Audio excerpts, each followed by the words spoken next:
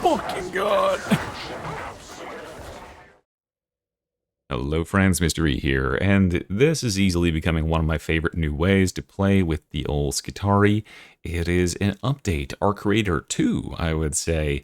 We are going full ass arcs with this build. The damage that arcs do, the damage that like electricity does in general with this build, it's easily half of our damage. It is crazy how much these things can pump out, and we are stacking arc upon arc upon arc. It's really hard for enemies to deal with this because the amount of concussion, the amount of shocks, the amount of like just CC we can put out is quite impressive, honestly. And we get to use some of the new stuff that the game has provided, so I hope you're excited for that as well. Let's go ahead and jump in here. We've got the arc maul here, melee crit chance, damage versus carapace are one enemy that we don't kill like pretty much instantly. Execution for extra damage versus staggered, which is a very easy thing for this weapon to do. And then enhance voltaic arcs. And this is the like bread and butter of the build. This is extra enhanced voltaic arcs that buffs all arcs that your character is going to do. So if this weapon is equipped when a arc grenade goes off, or your voltaic emitter goes off and shoots its arcs, that will also add extra arcs and extra distance and extra jump angle, which is really good, it turns out. It turns out that actually increases it a lot. So not only is this good for the arc maul, but it's good for the whole build. And then dump ability here, max everything else out. All right, we're going to go arc rifle in the secondary. Duh, it's called the Arc Raider, right? So the arc rifle is just the god king of this class. It's one of the best weapons in the entire fucking game also. And of course, again, it has good synergies with what we got, because Dum Dum is going to stack base damages, which of course applies to all damage we deal while that's going on. So like, you know, our arcs that are shooting off are going to get that stacked. Damage versus flak unyielding to meltdown bosses, reapers, bulwarks, and all the gunner types. And then no respite here is disgusting.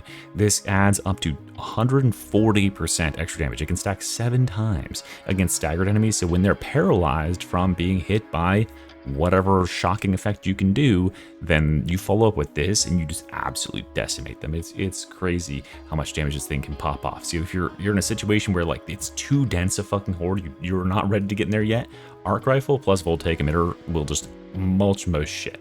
Then we are going to take our curios down here, just triple tufts with combat ability regeneration, toughness regeneration speed, and ally revive speed. We do not have our little boy's servo skull to be a helpful hand and res people, so we're gonna have to do that ourselves, which means we need that ally revive speed on there. Okay, let's check out the talent tree here. So we are taking flensing with this. I'll probably make a different build that uses power overload, but I really wanted to kind of keep in the vein of the original Arc Raider, which is stacking as much attack speed as humanly possible, and that means flensing protocols with servo sinew surge, love saying that, hone dissector, higher purpose, then hydraulic impact, which makes our, you know, our crushing heavies from the power maul or the arc maul that much stronger. Sustained assault doctrine, then progressive plating matrix, uncapped arrestor, adaptive combat calibration feels very nice. That extra cleave is definitely worth it. Then we'll take flux conduit build up over here, channel motive force, last stand relay, residual current buffer, then power redistribution uplink. As you can see, it's important to get crits, right? We don't really have a whole lot of crit on the arc maul, but with the extra 5% crit, we have some. It is good enough to get at least a baseline going. And then we'll take binary ballistics protocol over here, ammo cell augury, and then reactor coil recharge. Just a very strong, extra 25% ammo is a lot of damage for the arc rifle. And then reactor coil recharge. This is, even though the arc maul doesn't do the best headshot damage in the world, which is why we're not taking this, by the way, that multiplies our existing headshot damage, which is kind of measly. This is very easy to trigger on hordes. We just do sweeping attacks at them and we'll replenish a ton of capacitance very quickly, which means, more fun for us. We'll go over here and do auto repair doctrines, electrostrike conduit, and then augmented power cycler. And then up here, galvanized coating, system shock, resurgence, retribution conduit, and then voltaic emitter with both the voltaic arcs and voltaic motivator ability modifiers. Okay, and now let's finally talk about our last 3 points here, which are these 3 right here. This is your optional flex points. You can take weakness analysis doctrine, overcharge arc grenades, and this modifier with arc grenades. Or you could take ablative wards and these two. That would be good if you're going into a green goop or sort of corruption heavy havoc match or something. Or you can come down here and take integrated refraction emitter. I would probably recommend with voltaic resistance for extra arcs. I think this is actually a pretty good effect. This will make you grenade independent, right? So if there's someone else on your team who's using a lot of grenades, say you've got a hive scum or something, you can take this and be grenade independent, let him have all the grenades, have all the fun. And then this actually provides a ton of value too, because one extra thing that this does is that's the wrong button to press, but it shocks when you activate it. So look at this. It actually paralyzes nearby enemies, which is a big deal, right? Being able to use this not only defensively to block all range attacks, but to run into melee and paralyze everything around you immediately, that can actually be a big deal. I think that 8 seconds is long enough, so I don't actually spend that second node there. You have one more node you can spend in a variety of places.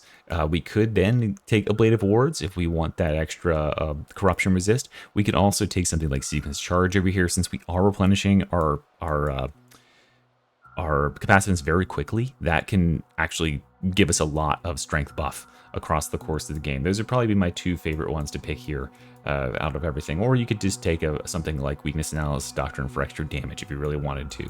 But I think that's probably the ones that I would target here.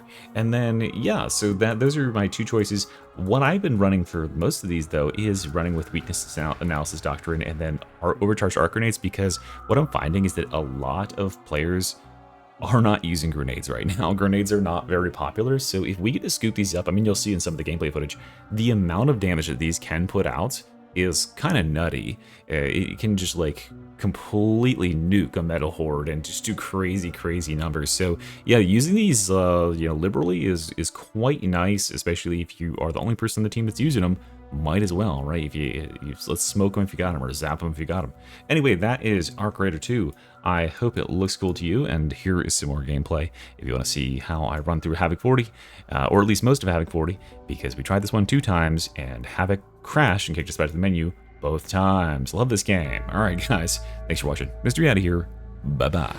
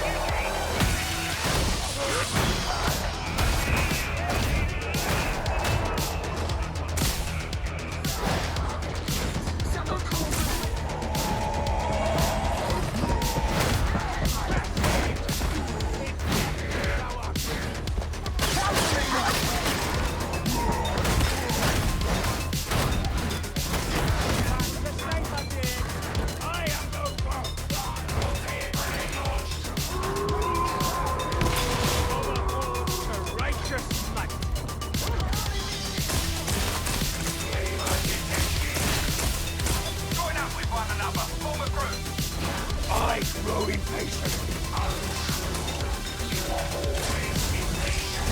I do not take kindly to perfection. Yeah, you're going the right way. Here's the... I'm afraid I know it's never nice. Consider me entirely reassured.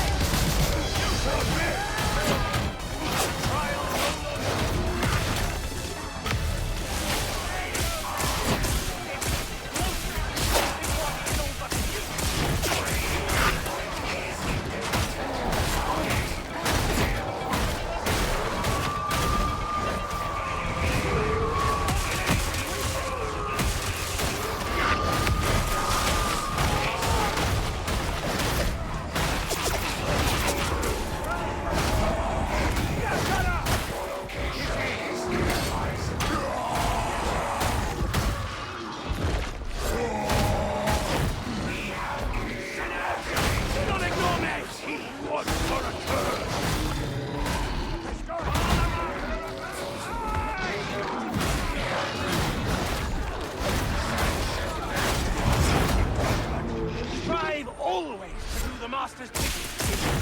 It is this one's opinion that you are irrational.